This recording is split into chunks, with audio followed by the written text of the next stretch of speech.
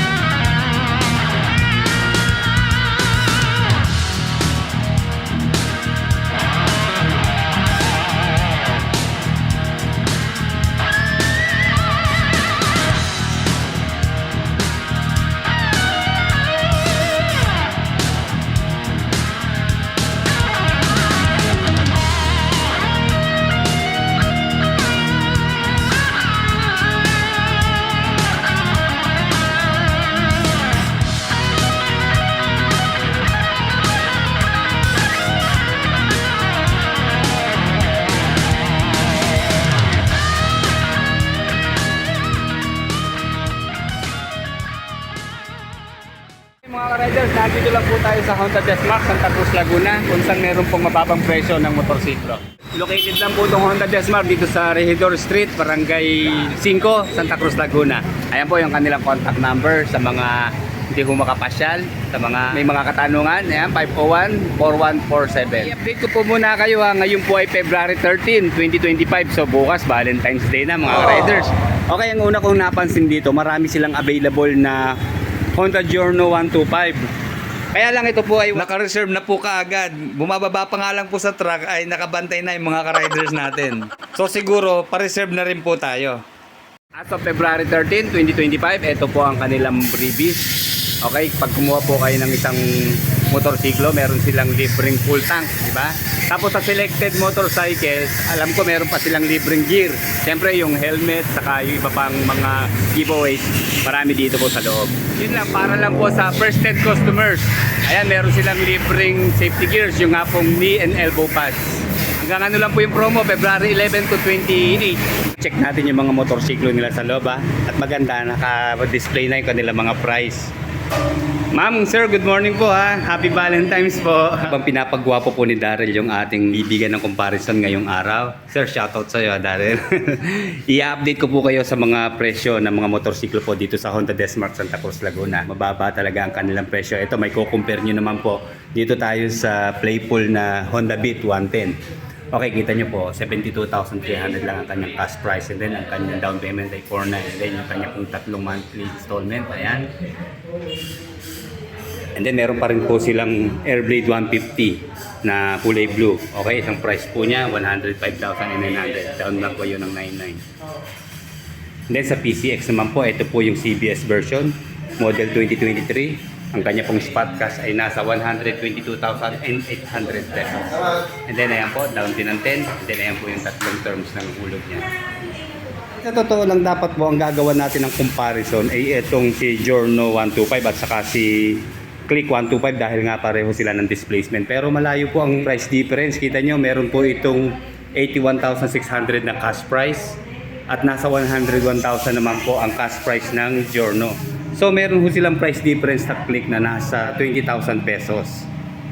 At saka medyo magkalayo rin sila sa pagdating sa engine specs dahil naka 4 valve na nga po si Giorno at naka 2 valve lang si Click 125. Kaya po sa price point na 100k, mas pasok po itong dalawang motorsiklo sa harap natin, itong si Giorno 125 at saka si Click 160. Tuloy na natin po yung mga price update dito sa Honda Desmark. Okay, dito po sa left side natin, dito po sa XR 150. Okay, sa spot cash po niya, ayan, 93,300 pesos, down tayo ng 6,900, and then ayan po yung kanyang tatlong terms sa monthly installment. Dito naman po sa katabi niya, nandito si CRF 150. Okay, spot cash po niya, 144,300 pesos. Down din po tayo ng 12,000, and then sa monthly installment, may tatlo pong terms, 36 months, 24, saka 12 months. And then dito po sa CRB 150, 179,200 pesos po ang kanyang spot cash. Sa down payment po 30k, and then ayan po yung tatlong terms ng monthly installment. Okay, dito naman po sa Honda Winner X ABS version, ito po yung premium na. Ang cash price po niya ay nasa 128,000 pesos. Then magda-down po tayo ng 99 sa tatlong terms po, ayan, sa 12 months, sa 24 months at saka sa 36 months. Okay, dito naman po sa standard version ng Winner X, ang spot cash po niya ay nasa 119,100 pesos. Down po tayo ng 8,900, and then sa tatlong terms po, ayan. And then dito naman po sa TMX 125, 53,100 pesos po ang kanyang spot cash. Magda-down po tayo ng 4,900, and then ayan po yung kanyang tatlong terms sa monthly installment. Mga pan-tricycle na mga katropa natin. And then sa ADB 160, okay, updated price po as of February 13, 2025. Ayan, mababa po dito mga ka-riders. So 166,900 pesos ang kanyang spot cash. Then 15,000 po yung kanyang down payment. And then sa tatlong terms po, ayan, sa 1 taon, 2 taon at saka 3 taon. Isa pa po nilang promo sa kukuha po ng mga cash na motorsiklo, meron po silang discount pa na 500 pesos. At saka meron pong rebate naman sa installment na 200 pesos. Ito na mga ka-riders, sa harap natin ang Honda Giorno Plus 125 at ang Honda Click 160. Iunahin na po natin sa kanilang presyo. Kinompute po natin, nasa 13,000 po ang price difference ng dalawang motorsiklo na to. Ngayong February 13, 2025, ang spot cash po ng Giorno 125 ay nasa 101,900. At dito naman po sa 2024 na Click 160, nasa 115,100 pesos. And then pareho po sila ng down payment, 8,900. And then sa 1 taon po, ang monthly hulog po dito sa Giorno ay 9,940. Dito naman po sa Click 160 ay nasa 11,420. At sa 2 taon naman po, 5,880 sa Giorno. At 6,745 dito po sa Click 160. At sa 36 months po, 4,530 monthly. At dito naman po sa Click 160 ay nasa 5,190 ang kanyang monthly installment. Pero madali lang naman po ang pamimili kung tayo po ay isang classical rider o yung chill riders lang. Siyempre, tamang-tama sa atin itong si Giorno Plus 125. At kung tayo naman po ay may pagka-sporty and aggressive sa pagpapatakbo, tamang-tama naman po sa atin itong si Click 160. Although malaki po ang pagkakapareho nila pagdating sa engine specs, pareho po silang 4-stroke, single cylinder, 4-valve, single overhead cam, liquid cooled sa cooling system, pareho din po silang fuel injected sa fuel supply system. Sa displacement lang po nagkaiba, 125cc dito po sa Giorno Plus at 160cc naman po dito sa Click. Pero pagdating po sa performance, masasabi ko po na mas malakas itong si Honda Click 160 dahil meron po siya maximum power na 15.1 horsepower at 8,500 RPM and 13.8 Nm of torque at 7,000 RPM. At dito naman po sa Giorno Plus 125, nasa 11.4 horsepower at 8,750 RPM sa maximum power and then 11.6 Nm of torque at 5,250 RPM. Kaya po pagdating sa top speed, 122 km per hour dito po sa Click 160 at nasa 104 km per hour naman po dito sa Giorno Plus 125. Pero pagdating po sa fuel consumption, pareho lang po sila matipid. Alam nyo pag Honda po ang nag-declare ng fuel consumption, talagang accurate and trusted po natin yan dahil sa WMTC method po ang ginamit. So dito po sa Giorno Plus, nasa 47 km per 1 liter po ang kanyang fuel consumption. At dito naman po sa Click ay nasa 46.7 kilometers per 1 liter sa fuel consumption. And then sa tangke, hindi po sila nagkakalayo. Dito po sa Click 160, nasa 5.5 liters ang kanyang fuel tank capacity. Dito naman po sa Giorno, nasa 5.4 liters. So nakita naman natin doon sa una nating review, di ba? Ipakita natin na yung kanyang pagbubukas ng gas tank cover dito, pa-side yung kanyang direction. Okay, dito naman po sa Click, nasa loob po ng underseat yung kanyang tangke. Pero pagdating po sa U-Box, mas malaki po ang U-Box ng Giorno. Eh di ba nakapagsukat na tayo dito ng full face helmet, pasok na pasok po dito. So dito naman sa Click, pasok din po siguro dito yung mga small sizes lang na full face. Pala napansin ko yung kanilang previous full face helmet. Okay, ito HPH. Ayan, customized na siya. Meron siyang tatak po ng Desmark. And then syempre importante yung ICC sticker. So total na andito na to. At isukat natin pareho ha. Obviously dito po sa Giorno Plus, pasok na pasok po ito.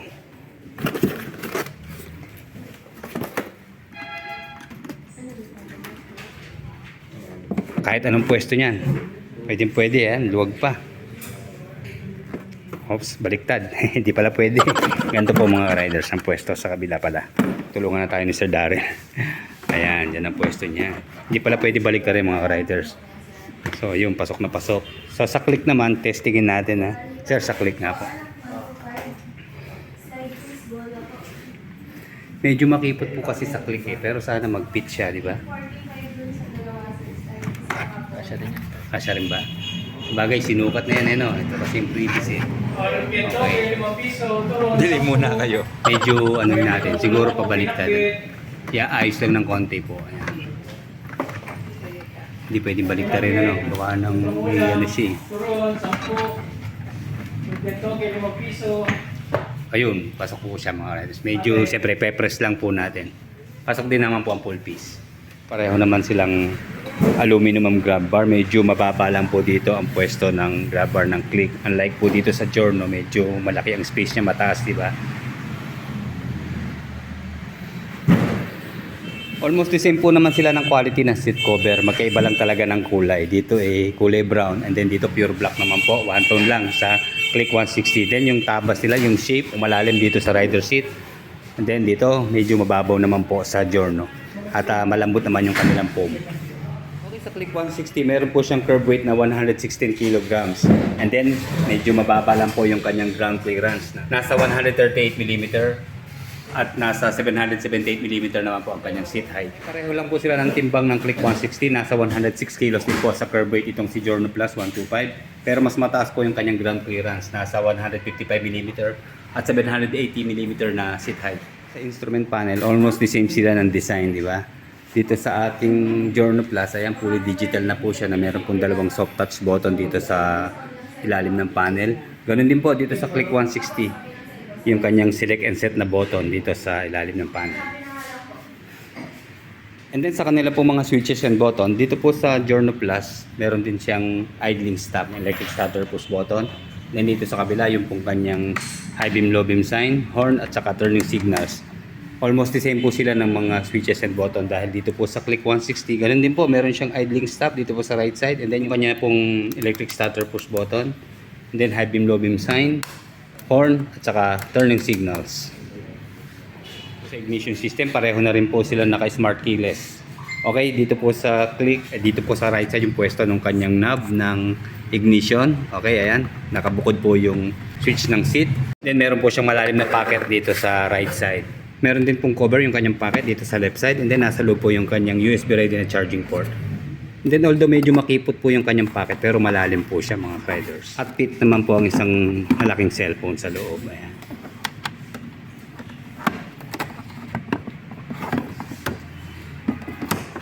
And then syempre meron po siyang utility hook dito sa gitna. Itong maganda, pareho po silang merong gulay board na malapad.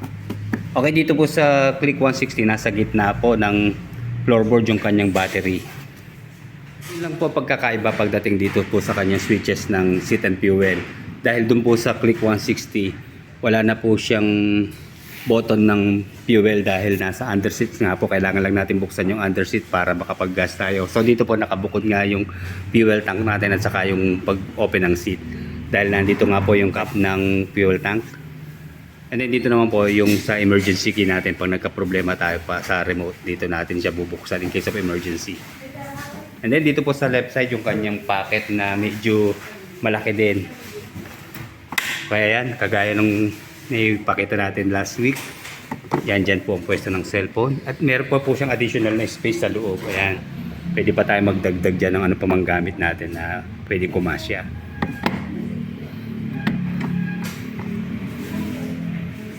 And then siyempre nandito po sa taas yung kanyang USB ready na charging port. Sunod po natin yung kanilang front tire. Dito po sa Giorno Plus, meron po itong size na 100 by 90 by 12. And then naka-aluminum mugs na matte black ang kulay. Okay, Duro brand po siya, naka-tubeless na. And then dito naman po sa Click 160, federal tire po na tubeless ang ginamit. Meron po ditong size na 100 by 80 by 14. And then ganun din po sa kanyang mag wheels. Bali, kulay bronze nga lang po siya, wala na mga decals at aluminum mugs din. And then pareho po silang telescopic fork sa front suspension. Sa braking system po, pareho din po sila naka single piston at single piston caliper dito po sa front. At pareho din po silang may combi braking system or CBS. And then dito naman po sa rear tire ng Click 160, may size po na 120 by 70 by 14. And then naka-drum po pagdating sa kanyang rear brake at naka single sided shock po sa rear suspension. 110 by 90 by 12 naman po ang size ng gulong dito sa rear ng Giorno Plus. And then drum din po sa kanyang rear brake at single-sided shock din po sa kanyang rear suspension. Pareho na po silang naka-enhanced Smart Power Plus sa kanilang mga engine. Pareho po silang wala ng kickstart. Sa gear roll capacity, pareho po silang 120 ml. At pareho din po silang 900 ml sa engine oil capacity. Lumamang po si Click 160 dahil pure LED na po sa kanyang lighting system. Magmula po dito sa kanyang split type na headlight hanggang sa DRL and turning signals. At dito naman po sa Giorno Plus 125, combined LED at bulb po. Dito po sa turning signals ang naka-bulb na. At ang naka-LED po yung kanyang headlight na meron pong DRL sa gitna. And then ganoon din po sa taillight, ang naka-bulb po yung kanyang mga turning signals. At LED naman po dito sa stoplight taillights. At dito naman po sa Click 160, all LED po sa kanyang taillight at turning signals. Mas naka-upright po yung stock muffler ng 160 dahil ito nga po ay sporty, kaya ayan, medyo mataas po siya. Unlike po dito sa Giorno, medyo level po siya sa kanyang gulong. And then siyempre mapapansin lang natin na may decals itong Click 160 brand dito sa side profile. Ito yung kanyang displacement. Dito sa harap meron siyang model name na Click 160. Okay, dito naman po sa Giorno Plus, puro emblem lang po siya, malinis siya. Wala po siyang decals na ginamit. Yan, emblem lang talaga.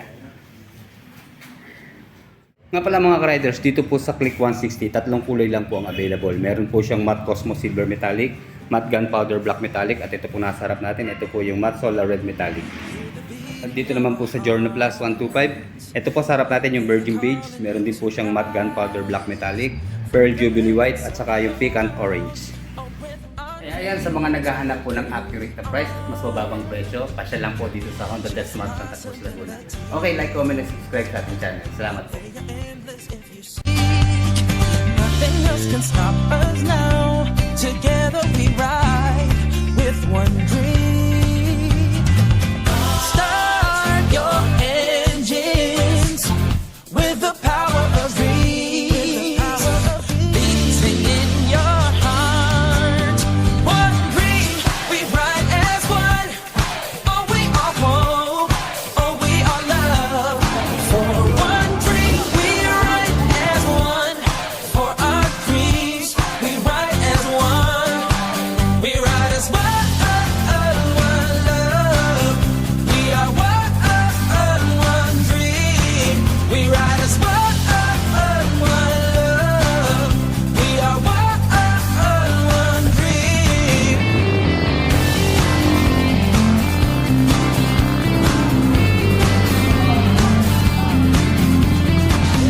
Life can open many roads.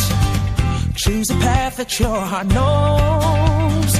But no matter where you go, together we'll ride for our